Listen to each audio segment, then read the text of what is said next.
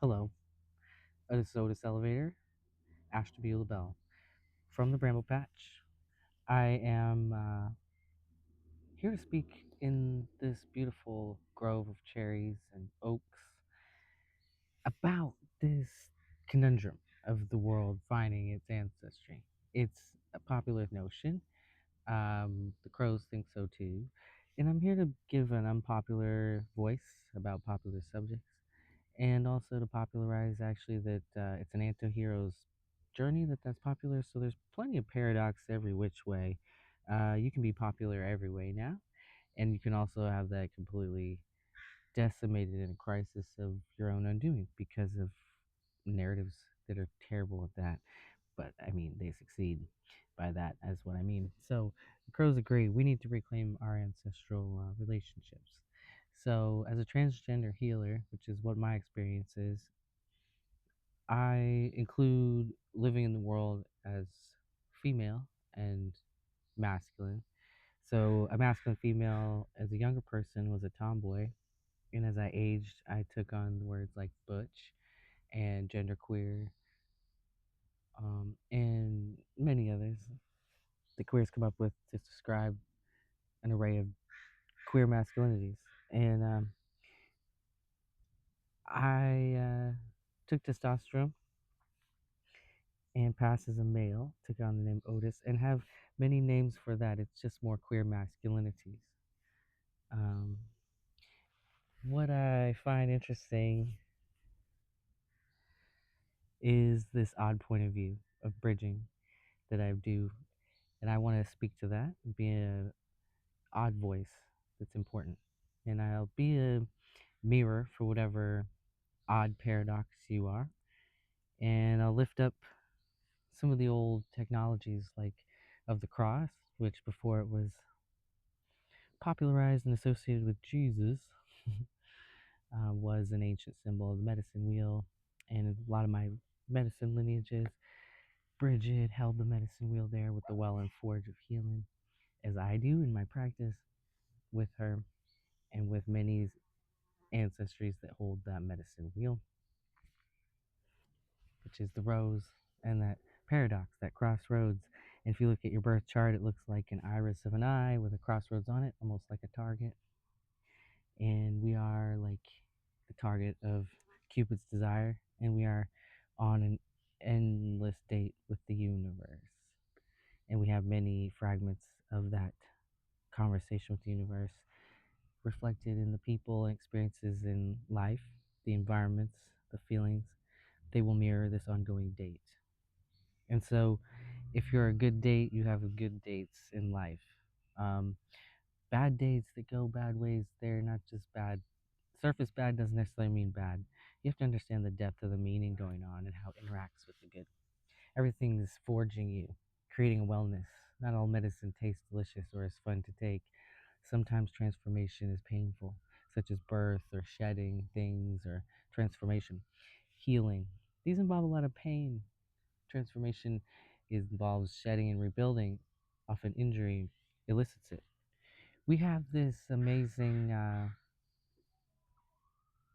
choreography of pain, but we don't have enough culture for it anymore because of colonial erasure. So we are remembering a lot of lost arts of healing and feeling pain and experiencing it, holding it, letting it teach us, and we are walking with ancestors in that. And when we do walk with things like astrology, movement, and meditation practices from our lineages on the sacred wheels and sacred timings, we're meeting them in meeting points of the constellations and stars, and well, it's the sacred wheel and the calendar of that. The sacred wheel of time is moving in a healing journey. When you reclaim movement and time as a healing journey, as the ancestors did, you'll find quickly why this element of society was erased in order to further capitalism. Because when it returns, you won't be able to feel things in the same way. The elements of your life will be medicine and begin to speak to you. You will be able to be held and related with by many relationships. You'll feel your ancestors in many ways. Many things are a web of relationships with an ancestor. Signs and symbols and intuitive somatic experience are the love languages with creator and conversation there. So there's many ways to talk about the universe, creator, spirit, God, goddess. I just say the universe is my girlfriend, and I'm trying to be a good dashing bridegroom, just like we all are, brides of the universe. And yeah, I write poems at sunrise, and I meet my ancestors there in that way and practice and in that place. And I meet along the holidays and changes of light and changes of tides in sacred waters and intersections there with the earth, the sky, and land. And in between, like my gender as a transgender person, I weave odd stories. So, whatever paradox you are, seen, unseen, this or that, you may find the gender journey that I've had interesting because I chose to be a man. And in a society that I didn't choose to be trans, but I chose, and I didn't actually choose to be a man. I choose to take on the liability of being male passing in society, knowing full well I actually wasn't intending to become a man when I took testosterone ever. I intended to become a trans man. A trans man and a trans masculine person, many names I've called it, bearded butch.